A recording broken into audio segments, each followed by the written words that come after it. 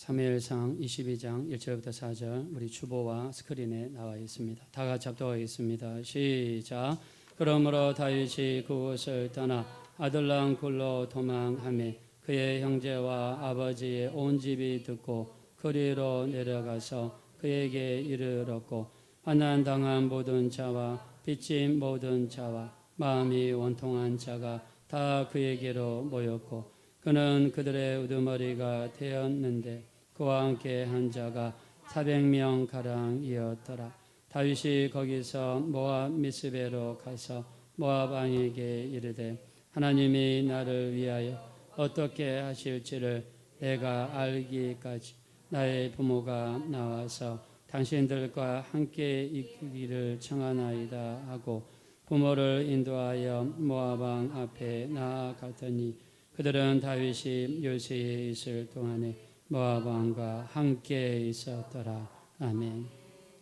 따라하겠습니다. 부모님은 하나님이 내리신 축복의 통로입니다. 네, 진심으로 부모님은 하나님이 내리신 축복의 통로입니다. 네, 믿으시면 다 같이 아멘 하겠습니다. 예, 이런 신앙으로 살아가게 되시기를 예수 이름으로 축원합니다. 네, 우리가 교회를 다니다 보면 성경책을 보게 되죠. 예, 지금은 성경책이 스마트폰에도 들어가 있고 또 컴퓨터에도 들어가 있지만 예, 이날에는 우리 성경책을 교회 갈 때마다 가지고 다녔습니다. 그리고 우리가 성경을 굉장히 많이 읽었어요. 자, 근데 요즘에는 성경 대신에 읽을 것, 볼 것, 또 누릴 것들이 굉장히 많죠. 자, 그래서 성경에서 우리 떠난 성도들이 굉장히 많습니다. 전에 제가 에이브라함 링컨 대통령에 대해서 이야기한 적이 있습니다. 이 링컨 대통령은 집안이 가난해서 초등학교도 나오지를 못했다고 해요. 자, 근데 이분이 9살 때 어머니가 돌아가셨다고 합니다. 어머니가 돌아가시면서 유일하게 물려주신 유산이 바로 이 성경책입니다. 이 성경책을 물려주시면서 말씀을 가까이 하고 말씀을 많이 읽거라 하고 돌아가셨대요. 그래서 대통령이 된 다음에 대통령 선서를 할 때요, 부인이 성경책을 이렇게 미국에서는 들고 있으면 그 위에다가 손을 얹고 대통령 선서를 하게 되죠. 그때 사용했던 성경책이 자기 어머니가 물려줬던 성경책이었다고 해요. 자, 그래서 부지런히 성경을 굉장히 많이 읽었다고 합니다. 여러분, 하나님의 말씀이 우리에게 지혜를 주고 지식을 우리에게 허락해 주시는 줄로 믿습니다. 성경을 많이 읽으면서 하나님이 주신 지혜가 넘쳐서 나중에는 미국의 대통령까지 되었습니다. 자, 대통령이 되고 나서 했던 굉장히 많은 일들이 있죠. 미국도 남북전쟁이 일어났는데 북군을 주도했던 링컨 대통령이 전쟁을 이기게 되었고 또 그 힘들고 어려운 전쟁 속에서 가장 붙잡았던 것이 성경이 이 성경 중에서 가장 좋아했던 말씀이 시편 34편 4절이었다고 합니다. 힘들고 어렵고 적들에게 둘러싸여 있고 또 노예제도를 폐지하기 위해서 기득권 세력과 싸울 때에 가장 붙잡았던 말씀이 시편 34편 4절인데 내가 여호와께 간구하며 그가 내게 응답하시고 내 모든 두려움에서 나를 건지셨도다. 할렐루야. 자, 힘들고 어려울 때마다 붙잡았던 말씀, 내가 하나님께 간구하며 나를 들으셨고 내 모든 두려움에서 나를 건지셨도다. 자, 그때마다 간절히 붙잡았던 말씀이 이 말씀이었다고 해요. 내가 부르짖으면 하나님이 들으신다. 자, 여러분 기도하고 부르짖으면 하나님이 들으신다라고 여러분 믿습니까? 꼭 믿게 되시기를 예수 이름으로 축원합니다. 그리고 내 모든 두려움에서 나를 건지셨도다. 건졌다는 그 고백을 늘 이렇게 했다고 해요. 그래서 노예제도 때문에 힘들었을 때도 이 말씀 붙잡고 기도했고 또 남북전쟁이 일어나서 때로는 북군이 밀릴 때도 이 말씀 붙잡고 기도했다고 합니다. 자, 그래서 신앙생활은요, 말씀을 붙잡고 기도하는 것이 너무너무 중요합니다. 말씀 없이 기도만 많이 하면요, 이상한 데로 빠질 수가 있어요. 그런 사람들을 저도 주변에서 많이 봤습니다. 그래서 말씀이 너무 중요해요. 지난번에 북한에서 탈북하신 이 북한에서 오신 분이 그런 간증을 하시더라고요. 여러분, 북한에 교회가 없는지 아십니까? 북한에 교회가 있습니다. 공식적으로 보이는 교회는 뭐 봉수교회, 뭐 칠곡교회 이런 오피셜한 교회가 있지만 거기는 아주 선택받은 열심 당원만 참석하지 나올 때 성경을 가져오지 못한대요. 그리고 그들이 드리는 찬송가, 믿음 없이 부르는 찬송가, 그들이 듣는 하나님의 말씀 그냥 믿음 없이 듣는 말씀이라고 해요. 근데 북한은 보이지 않는 교회가 있는데 지하교회가 있는데 지하교회에 적게는 한 10만 명, 많게는 20만 명의 지하교인들이 있다고 합니다. 그들은 성경을 가지고 있는 게 발각이 되면 정치범 수용소로 끌려가서 소리 없이 사라진다고 해요. 그래서 믿는 사람들이 어떻게 하냐면 성경이 66권이잖아요. 구약 39권, 신약 27권 다 해서 66권인데 이거를 66토막으로 나눠가지고 달력 종이로 싸서 그거를 사람들에게 나눠준다고 합니다. 그래가지고 돌아가면서 성경을 읽는데요. 근데 간증하시는 그 탈북자가 하시는 말씀이 뭐라고 하냐면 자기들이 가지고 있었던 말씀이 이사야서 말씀을 가지고 있었대요. 그래서 그 성경을 얼마나 많이 읽었는지 성경을 거의 다 암송을 했답니다. 가장 힘이 되었던 말씀은 이사야서 41장 10절. 두려워하지 말라. 내가 너와 함께 함이니라. 놀라지 말라. 내가 내 하나님이 됨이니라. 내가 너를 굳세게 하리라. 참으로 너를 도와주리라. 나의 의로운 오른손으로 너를 붙들리라. 할렐루야.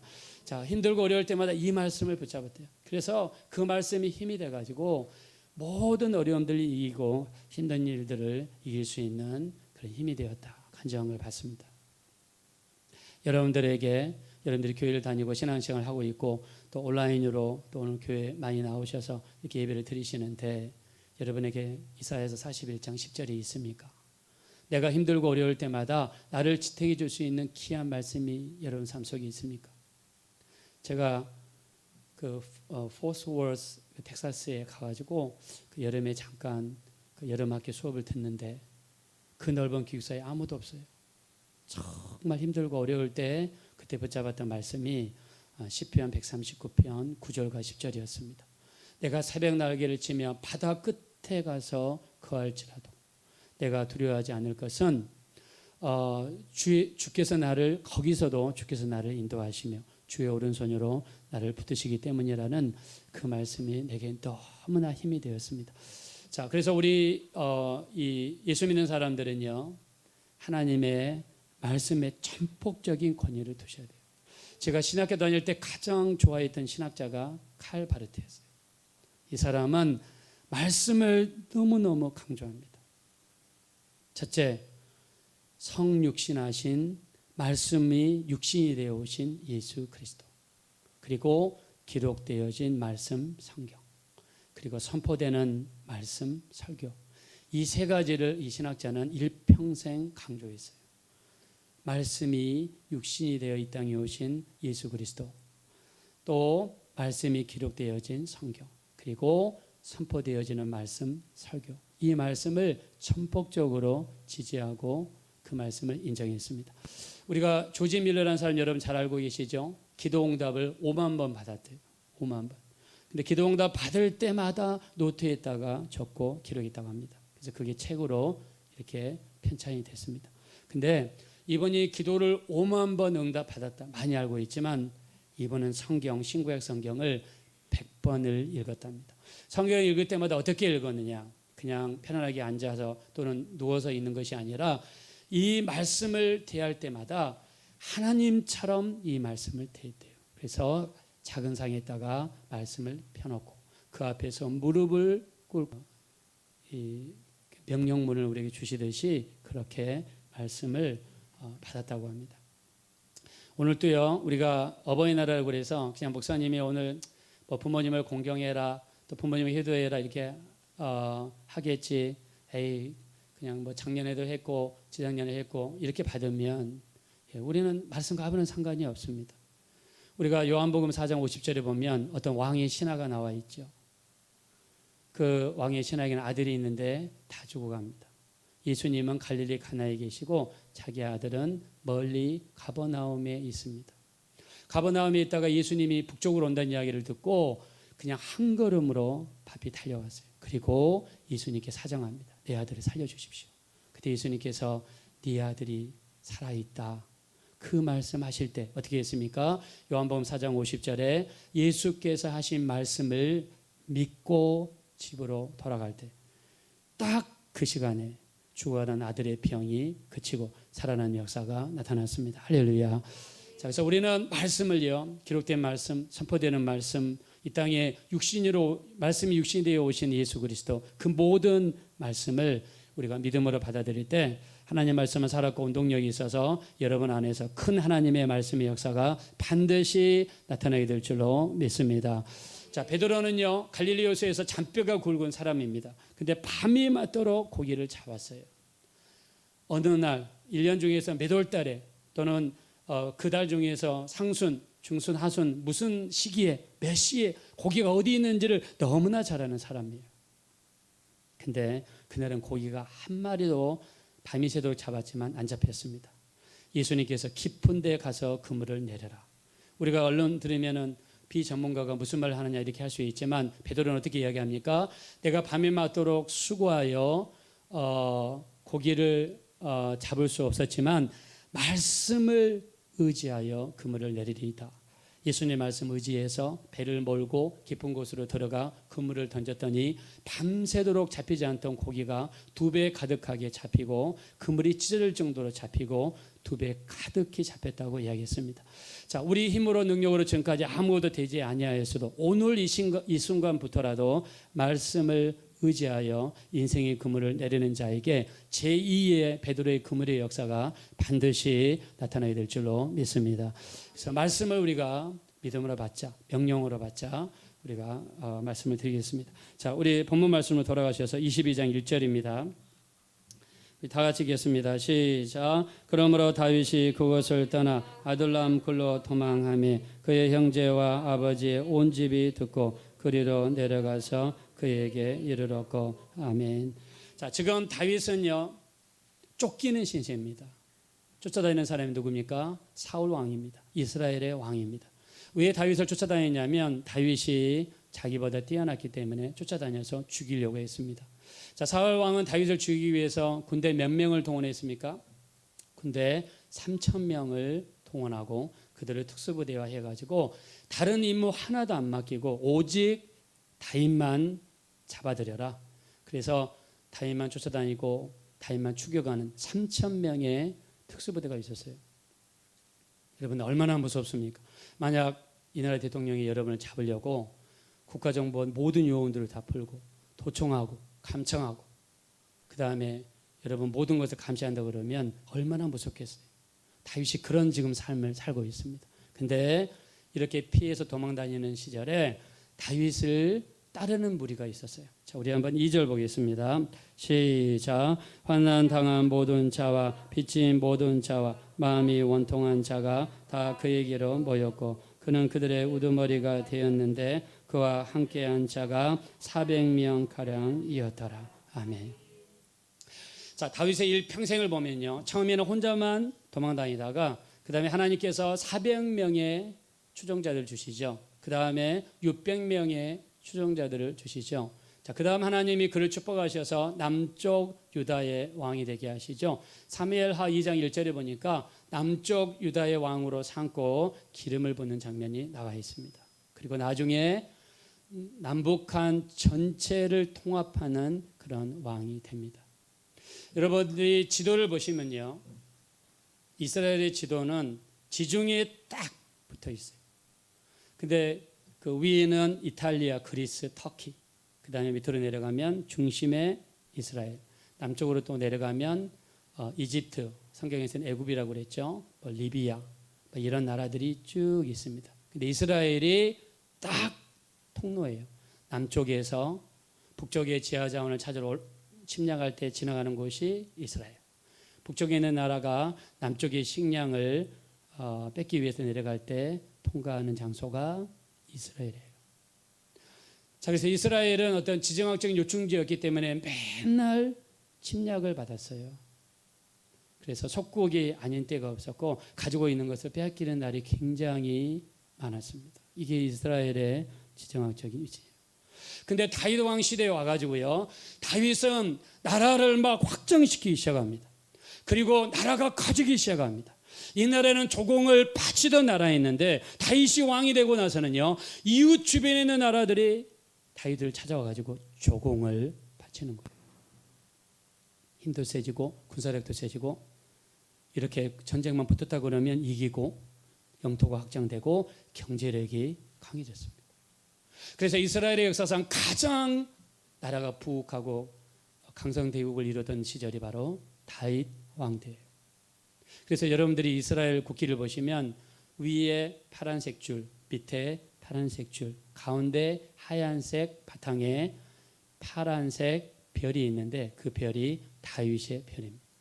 다윗의 별을 이스라엘 국기에 넣은 이유는 뭐냐면 다윗 시대처럼 이스라엘의 나라가 강성했으면 좋겠다. 그런 염원과 소망을 담아가지고 국기를 만들었어요. 다윗은 이스라엘 역사에서 가장 성공한 왕이고 또 승리한 왕이고 아주 강한 그런 왕이 됐습니다. 자, 다윗에 이렇게 잘 나갈 수 있었던 이유, 여러 가지 이유가 있겠지만 저는 어버이날을 맞이해서 다윗이 이런 측면이 아니었을까 저는 이렇게 생각하면서, 자, 우리 한번 3절 말씀을 한번 읽겠습니다. 3절 시작. 다윗이 거기서 모압 미스베로 가서 모압 왕에게 이르되 하나님이 나를 위하여 어떻게 하실지를 내가 알기까지 나의 부모가 나와서 당신들과 함께 있게 하기를 청하나이다 하고 아멘. 자, 다윗이 지금 어떤 상황이라고 그랬습니까? 쫓기는 신세예요. 그 다음에 밑에 소아들이 몇 명이라고 그랬어요? 400명이나 됩니다. 여러분, 회사를 경영해도 직원들 거느리기가 힘든데 400명의 추종자들을 먹여줘야 되고 살게 해줘야 되고 관리해야 되는데, 그리고 쫓기고 있습니다. 사울 왕은 3,000명의 특수부대를 동원해가지고 자기를 쫓고 있어요. 자, 이렇게 자기 코가 석자인 가운데에서도 다윗이 힘썼던 것은 부모님을 모시고 와서, 그리고 이웃나라 모압 왕을 찾아가가지고 우리 부모님 좀 지켜주십시오. 우리 부모님 좀 보살펴 주십시오. 내가 지금 코가 석자여서 나랑 같이 있을 형편이 못 됩니다. 쫓기는 신세고 또 나랑 같이 있으면 부모님이 죽을 수도 있고, 그러니까 내가 자립할 때까지, 내가 정착할 때까지 우리 부모님을 좀 돌봐주십시오. 이 모압이라는 나라는요, 사실은 이스라엘과 적대국임에도 불구하고 다윗은 모압 왕을 찾아가지고 사정하면서 자기 부모님을 부탁했습니다. 다윗이 이렇게 승리하고 성공하셨던 가장 큰 이유, 힘들고 어렵고 자기 코가 석자 투자밖에 안 되는 상황이었지만 부모님을 챙겼다는 거예요. 다윗은요, 사실 부모님한테 엄청난 유산을 받거나 부모님한테 많은 사랑을 받거나 부모님이 잘해줘서 이렇게 한 것은 사실 아닙니다. 우리가 그 근거로서 시편 27편 10절을 보면 이렇게 고백합니다. 내 부모는 나를 버렸으나 하나님은 나를 받아주시리로다.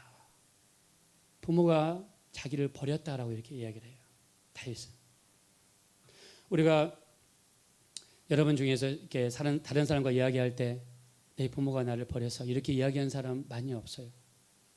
근데 아마 다윗이 그런 표현을 쓰는 걸로 봐서 굉장히 다윗이 어떤 따돌림이나 아니면 소홀히 여김을 받는 것을 강하게 받았던 것 같아요.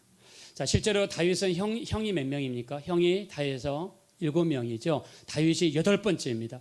근데 아버지의 그 많은 양을 칠 때 형들이 7명이나 있음에도 불구하고 양치는 사람 누구예요? 다윗입니다. 다윗은 항상 굳은 일만 도맡아했어요. 아침부터 저녁 늦게까지 그 뜨거운 햇빛 아래에서 그 집안에 가장 힘든 일을 했던 사람이 막내 다윗이었습니다. 자, 그리고 사울 왕이 하나님의 버림을 받아가지고 하나님께서 이스라엘의 두 번째 왕을 내가 뽑겠다. 그러면서 어디를 보냈습니까? 다윗 집안으로 보냈어요. 그래서 다윗 집안으로 보내면서 너희 집에 있는 아들들을 다 내가 갈 때 나와 있게 해라. 아마 공문을 보냈겠죠. 아버지 이새가 그 말을 들었을 때 여러분 아들이 다 해서 8명인데 8명을 다 세우고 선지자 사무엘을 기다려야 되겠죠. 근데 어떻게 했습니까? 8명 중에서 다윗은 뺐습니다. 설마 저가 왕이 되겠느냐, 아마 그렇게 생각할지도 모르죠. 다윗은 뺐어요. 아마 그 이야기를 들었던 다윗은 굉장히 서운했을 거예요.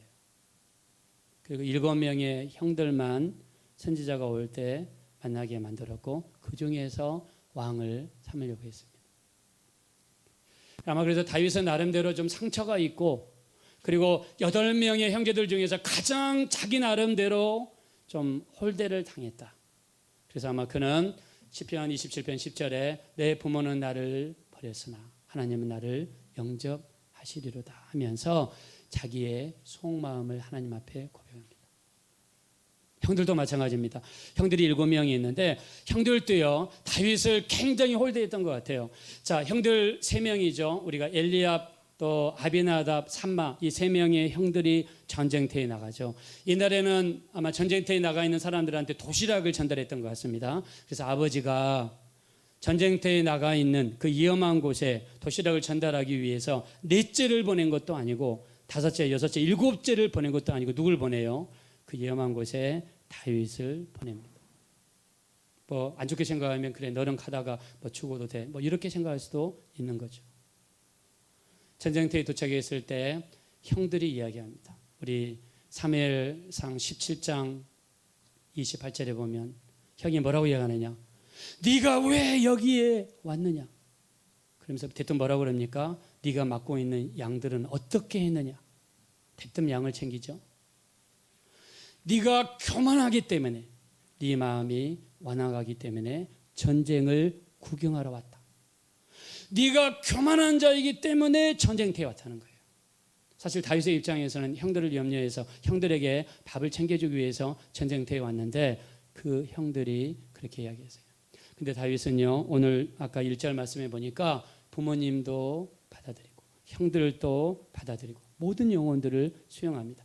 다윗은 부모님을 이렇게 자기가 어떤 여력이 있어서 부모님을 공개했던 게 아니에요. 또 자기도 어떻게 서예를 따지면 그렇게 할 이유도 없어요. 8번째니까. 근데 다윗이 그 힘들고 어려운 상황 속에서도 부모님을 챙겼다는 거예요. 우리가 교회에서 부모님한테 잘하세요. 같이 있지 않더라도 자꾸 전화하시고 또 맛있는 것도 사드리시고 죽고 난 다음에 여러분 잘하면 뭐합니까? 목사님 저희도 먹고 살기 힘들어요. 목사님 저희도 지금 코가 석자밖에 안 돼요. 여러분 그렇게 따지면 다윗보다 더 힘든 사람이 어디 있어요? 다윗은 3,000명이 자기를 잡으려고 쫓아다니고, 다윗은 먹여야 될 사람이 400명이고, 다윗은 정말 힘든 가운데도 있었지만 그래도 챙겼던 사람이 누굽니까? 바로 부모님이었어요. 우리도 이 땅에 살면서 우리도 여러분들 바쁘죠. 먹고 살기 바쁘고 여러분 직장에서 바쁘고 해야 할 일도 정말 너무나 우리 모든 사람이 바쁜 가운데 여러분 살고 있어요. 근데 다윗보다 우리가 더 바쁘겠냐 이거죠. 우리 성경에서 우리 하나님을 공경하라, 공경이라는 단어를 씁니다. 하나님에 대해서. 근데 공경할 때 그때 히브리어가 카베드라고 합니다. 카베드라고 한다고 합니다. 하나님을 공경할 때 마음을 다해서, 최선을 다해서, 온 마음을 다해서 하나님을 공경하라. 근데 우리가 십계명, 우리 그 십계명 나와 있는 성경책이 출애굽기 20장이죠. 20장 12절에 보니까 내 부모를 공경하라. 내 하나님 여호와께 주신 땅에서 내 생명이 길리라 그랬습니다. 자, 밑에 부모를 공경하라. 이 공경이라는 단어가 하나님을 공경하라 할 때 쓰는 그 단어하고 똑같습니다. 무슨 말입니까? 하나님을 공경하듯이 부모님을 공경하라는 그 뜻이 성경에 담겨 있다는 거예요. 그래서 우리가 부모님을 공경하는 것이 너무나 중요합니다. 자, 성경에서 우리가 부모를 공경했을 때 하나님께서는 우리에게 상을 약속했어요. 우리가 오늘 예배를 시작할 때 우리 에베소서 6장 2절 말씀을 읽었습니다. 내 아버지와 어머니를 공경하라. 이는 약속이 있는 첫 계명이니 내가 이 땅에서 잘되고 장수하리라 그랬습니다. 자, 우리 한번 여러분들에게 여쭤보겠습니다. 여러분이 이 땅에서 잘되고 정말 장수하기 원하시면 다 같이 아멘 하겠습니다. 이 축복을 누구랑 연관시켜주냐면 부모를 공경할 때 하나님께서 이 축복을 약속하여 주셨습니다. 할렐루야. 하나님께서는요, 또 우리 아까 출애굽기 20장 12절에도 뭐라고 했습니까? 내 부모를 공경하라. 그러면 하나님께서 내게 주신 땅에서 내 생명이 길리라 이렇게 말씀했어요. 하나님께서는 얼마나 우리가 부모를 공경하지 않길래 하나님이 우리에게 이런 놀라운 축복을 허락해 주셨을까요? 그래서 우리 부모님들이 돌아가신 다음에 어떻게 합니까? 기일이 되면은 그냥 상다리가 부러질 정도로 사과, 배, 떡도 그냥 5층, 10층으로 쌓아놓고 그냥 아주 상다리가 부러지게 차려놓고 어떻게 합니까? 그 자기들이 다 먹잖아요. 자기들이 다 먹습니다. 그렇게 하지 말고 우리 부모님이 살아계실 때 식사도 대접해 주시고 용돈도 주시고 여유가 또 더 되면 이제 코로나가 좀 풀리고 여행이 풀리면 여행도 보내주시고 살아있을 때 우리는 잘하자는 거예요. 돌아가신 다음에 잘하면 뭐 하겠어요? 살아계실 때 잘해야죠. 하나님께서 부모를 공경하는 것에 대한 이 놀라운 상을 우리에게 약속해 주셨는데 여러분 죽고 난 다음에 안 계실 때 안 보이는데 잘하면 뭐해요? 계실 때 여러분 잘해야 됩니다. 그리고 또 우리 또 부모님에게 잘할 수 있는 것 가장 중요한 것이 뭐냐면 여러분 우리가 부모님들을 사랑하고 또 우리 부모님들 정말 그리워하고 또 멀리 계시면 보고 싶고 우리 막 그렇잖아요. 근데 때가 돼서 만약에 돌아가시게 되면 우리 다시는 볼 수 없지 않습니까? 다시 볼 수 있는 방법이 있어요. 그는 바로 부모님을 예수 믿게 만드는 것입니다. 예수 믿으면 부모님이 천국 가시잖아요. 부모님이 천국에 가면 우리도 이 육체를 벗어났을 때 우리 때가 되어서 이 육체를 벗어났을 때 저 천국에 가면 다시 부모님을 만날 수 있는 거예요. 다시 뵐 수 있는 거예요. 사랑하는 자녀도 마찬가지입니다. 내가 부모로서 먼저 예수 믿었으면 내가 먼저 천국에 간 다음에 그 자녀를 다시 볼 수 있는 방법은 예수 믿게 만들어서 구원받게 만들어서 우리가 천국으로 인도하는 것입니다. 우리가 구원이 무엇입니까? 예수 믿으면 구원이에요. 그냥 마음속으로 예수님이 내 구주가 되신다. 아, 예수 믿으면 구원을 받을 수 있구나. 아, 예수 믿으면 천국 갈 수 있구나. 우리가 믿기만 하면 구원의 역사가 반드시 우리 안에 이루어지게 될 줄로 믿습니다. 그래서 고린도후서 13장 5절에 너희가 믿음 안에 있는가 너희 자신을 시험하고 너희 자신을 확증하라. 예수 그리스도께서 너희 안에 계신 것을 알지 못하면 너희는 버리운 자니라 그랬습니다. 예수님이 우리 안에 계시고 예수님이 내 구주가 되시고 예수 믿으면 천국 간다는 것을 먼저 우리 모두 믿어야 될 줄로 믿습니다. 할렐루야. 그리고 부모님한테 할 수 있는 가장 큰 효도, 이 땅에서 정말 사랑하는 부모님, 우리가 딱 유체를 벗어났을 때 천국에 가면 여러분 거기서 다시 만나면 그때 여러분 얼마나 기쁘고 즐겁겠어요. 천국은 이렇게 똑같이 감각이 있고 느낌이 있고 이렇게 인식이 있는데 근데 아마미가 죽었는데 천국에서 보이지 않아요. 걔 어디 갔느냐 찾아봐도 없어요. 여러분 천국에 갔을 때 만약에 사랑하는 그 사람이 사랑하는 부모님이 만약 안 계시다 그러면 여러분 그때는 절망입니다. 성경에는 천국도 이야기하지만 지옥도 이야기합니다. 우리 기독교에는요 지옥에 갔다 와서 간증하시는 분들이 너무너무 많습니다. 제가 예수 믿고 나서 저희 할머니를 찾아가서 복음을 전하고 예수님을 영접하고 예수님을 믿게 만들었어요. 2년 동안 누워 계시던 분이 그 자리에서 일어나셔가지고 앉으시더니 그 자리에서 일어나시더라고요. 그래서 몰래 기도하고 몰래 하나님을 찾는다고 그러시더라고요. 할머니가 돌아가셔야 될 즈음에 제가 꿈을 꿨습니다. 강인데 완전히 흙탕물 큰 강이 흐르고 강 끝에는 낭떠러지가 있어요. 근데 제가 흙탕물 안에 있었어요. 근데 강 가해를 보니까 강 가해는 잔디밭이고 사과나무, 배나무 각종 과일이 있고 거기는 하얀 옷을 입은 사람들이 너무너무 행복하게 뛰어놀고 놀고 짐승들, 사자, 호랑이가 막 너무너무 아름답게 서로 예쁘게 놀고 있어요. 근데 그 사람들이 강에다가 줄을 던집니다. 그러면 그 줄을 잡은 사람은 강 밖으로 나와요. 강 밖으로 나오면 몸을 씻어주고 하얀 옷으로 이렇게 입혀줘요. 그래서 제가 강 밖으로 나왔습니다. 그리고 몸 씻어주고 하얀 옷을 입고 주변을 살펴보니까 할머니가 거기에 계시더라고요. 저는 그래서 할머니가 예수 믿고 구원 받았구나라고 강한 느낌이 왔습니다. 할렐루야. 사랑하는 부모님, 사랑하는 자식들, 이 땅에서 우리가 너무너무 사랑하는 분들, 육체를 벗어나서 헤어지면 얼마나 슬프고 얼마나 여러분 마음이 아픕니까? 당장에 볼 수 없고 당장에 여러분 볼 수 없어서 얼마나 마음이 안 좋습니까? 근데 우리가 저 천국에 올라갔을 때 그 사랑하는 분을 거기서 다시 만나는데, 천국 가면은 얼굴도 20대 30대로 바뀐다고 하는데, 여러분 그 아름다운 천국에서 여러분 그분을 다시 만난다 그러면 얼마나 여러분 마음이 기쁘고 즐겁겠어요. 그래서 우리 예수 믿는 사람들 전도하셔야 돼요. 부모님에게 물질적으로 심리적으로도 잘해주시지만 전도하셔야 돼요. 전도 안 하면 저는 그 사람 진짜 예수 믿는 사람이라고 생각하지 않습니다. 전도하셔야 돼요. 제가 지난주에 유튜브를 보다가 간증을 하나 들었어요. 최성규 아나운서, KBS, SBS 아나운서였다고 하시더라고요. 이분은 고등학교도 불교학교, 대학교도 불교학교, 그리고 불교 회장까지 하시다고 그러더라고요. 근데 딸을 태어났는데 딸 이름이 유튜브에 나와 있으니까 저도 이야기하겠습니다. 최예원이라는 딸인데 당시 3살입니다. 집 앞에 모래를 쌓아 놓았는데 그 모래에 쌓아 놓은 곳에서 손꼽 장난하고 있었답니다. 옆집에서 이사를 하는데요, 2톤짜리 트럭이 이삿짐을 가득 싣고 뒤로 후진하다가 모래랑 놀고 있는 예원이 3살짜리를 그냥 깔고 지나갔어요.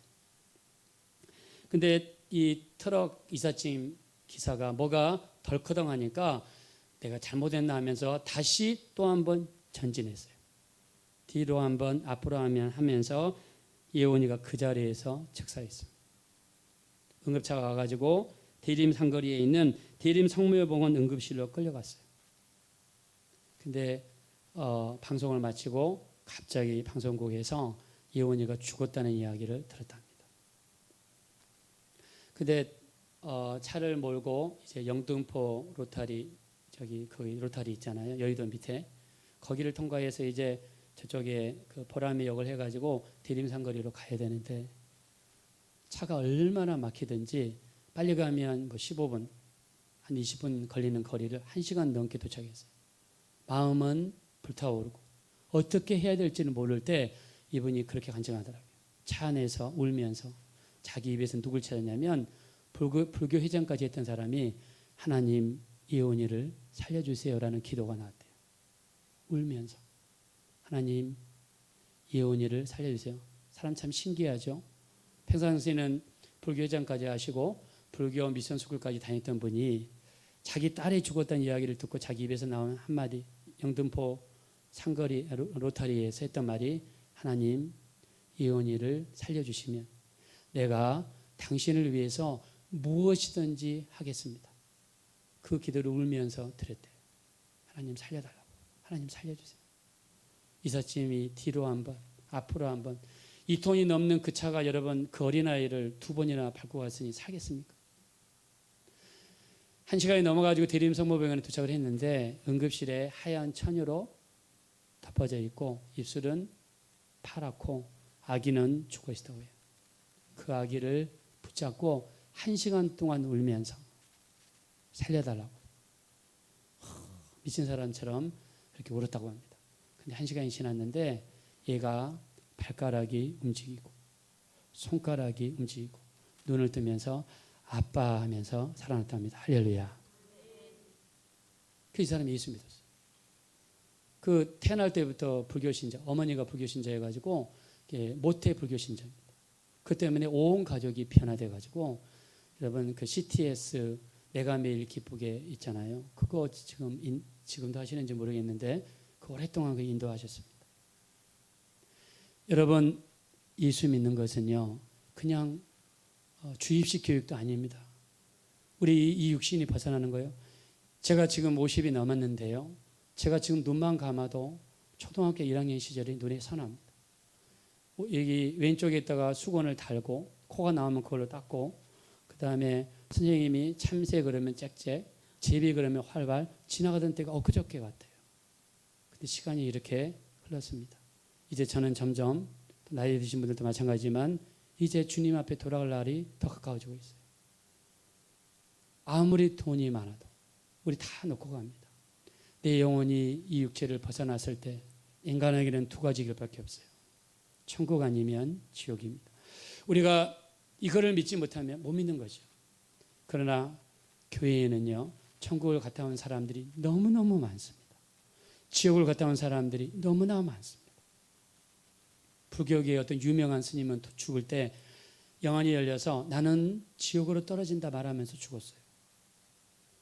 우리가 이 주변에 사실 우리가 믿지 못하는 수많은 신비한 일들이 많이 일어나요. 여러분 정말 우리 영혼이 구원받을 수 있는 방법, 예수님을 여러분의 구주로 영접하시기를 예수 이름으로 축원합니다. 저도 옛날에 예수 안 믿었어요. 저도 옛날에 절에 다니면서 제 병 낫기 위해서 절에 가가지고 머리 땅바닥에다 숙이고 손을 귀에다 갖다 대고 흔들던 그런 기도를 수도 없이 했습니다. 근데 너무 아파가지고 제가 친구의 전도를 받아서 교회 가서 저녁 예배 드리던 그 30분 그때 제 목 뒤에 있는 통증이 사라지고 안 들려지던 고기가 들려지면서 하나님이 살아계신 것을 저는 체험했습니다. 여러분 우리 예수 믿는 거요, 여러분 어떤 세뇌 교육 절대 아닙니다. 우리 예수 믿는 거 그냥 인간이 만들어낸 종교라고요? 절대 아닙니다. 인간은 한계가 있어요. 우리 부모님도 마찬가지입니다. 아무리 우리가 물질적으로 잘해주고 아무리 우리가 심리적으로 잘해드려도 그 영혼 예수 믿지 못하게 만들면 우리는 영원한 이별을 할 수밖에 없어요. 천국에 가서 나는 이렇게 좋은 곳에서 잘 살고 있는데 정말 사랑하는 분들이 만약 거기 못 온다고 그러면 여러분 그 자리가 편할까요? 나 혼자만 천국에 가 있으면 여러분 뭐합니까? 사랑하는 영혼들 다 놓치고 부모님 다 놓치고 자녀들 다 놓치고 나만 구원받아서 좋은 데 가면 뭐합니까? 전도해야죠. 예수 믿게 만들어서 여러분 전도해야 됩니다.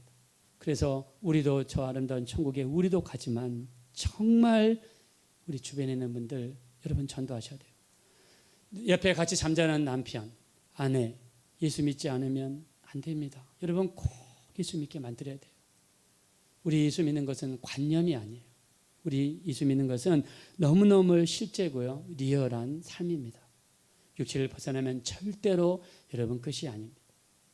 그래서 우리 어버이날을 맞이해서 오늘은요 우리가 부모님을 잘 챙겨드리는 것 너무너무 중요하죠. 그러나 동시에 우리 정말 예수 한번 잘 믿게 하는 거 한번 챙겨보자. 그래서 부모님들 위해서 기도 많이 하세요.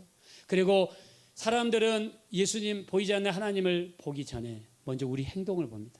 여러분들이 집에 가서 소리내고 화내고 집안 뒤집어 엎고 그냥 막 볼 것 안 볼 것 다 보여주면 누가 여러분을 통해서 어느 부모가 예수 믿겠어요?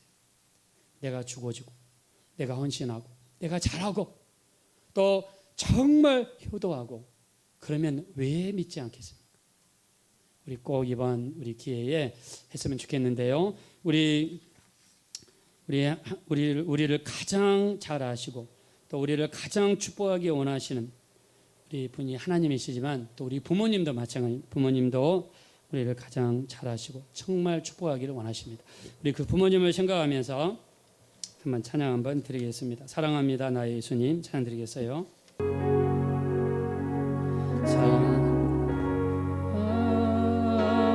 나의 예수님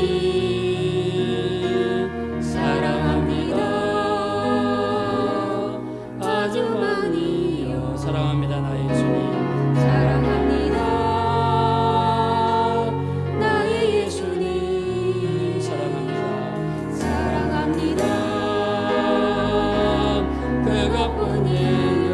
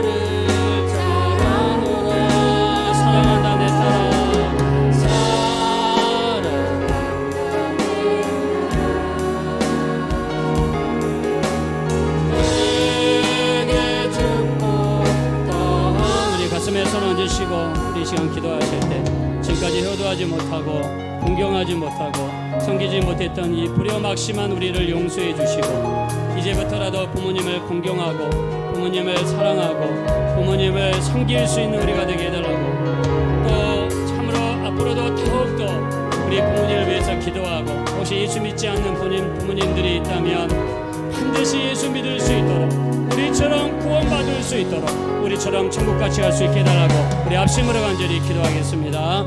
그러하시고 자비로우신 하나님 진심으로 감사합니다. 우리 하나님, 지금까지 우리가 부모님을 공경하지 못하고 사랑하지 못하고 우리 하나님 공경하지 못한 것을 이 시간 진심으로 얘기합니다. 우리 하나님 이 시간도 도와주십시오. 우리를 불쌍히 여겨주십시오.